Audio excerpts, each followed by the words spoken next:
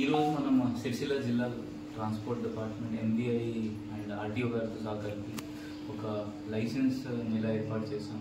అది దాని ప్రతి పోలీస్ స్టేషన్లో 2 వీలర్స్ లైసెన్స్ అవైలబుల్ లేదు. వాళ్ళకి ఒక కమ్యూనిటీ పోలీసింగ్ ప్రోగ్రామ్ ఏర్పాటు చేసాం. ఫస్ట్ వాళ్ళకి లర్నింగ్ లైసెన్స్ ఎగ్జామ్ ఉంటుంది. దానిలో భాగంగా ఎగ్జామ్ ఇచ్చి వాళ్ళకి లర్నింగ్ ఎల్ఎల్ఆర్ వస్తుంది. దాని తర్వాత 30 డేస్ తర్వాత వాళ్ళకి మెయిన్ లైసెన్స్ కోసం మనం ఏర్పాటు చేస్తాము. అది కూడా ఆర్టీఓ గారితో సహా లోకల్ పోలీస్ ఎంతమందికి మనం మ్యాక్సిమం ట్రై చేస్తాం. ఎందుకంటే ఇప్పుడు చూస్తున్నాము జనరల్ చాలామంది దగ్గర లైసెన్స్ ఉండదు.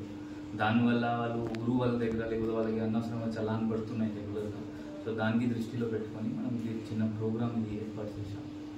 సరే, ఇప్పుడు లాస్ట్ ప్రోగ్రామ్ మనం 6 months బ్యాక్ చేస్తే ఐ థింక్ 200 మెంబర్స్కి మనం ఇచ్చాము మెయిన్ లైసెన్స్, ఫైనల్ లైసెన్స్. ఇప్పుడు కూడా దాదాపు 700 రిజిస్ట్రేషన్స్ అయినాయి. ఆ 700కి ఎంతమంది పాస్ అవుతారు అది చూడాలి.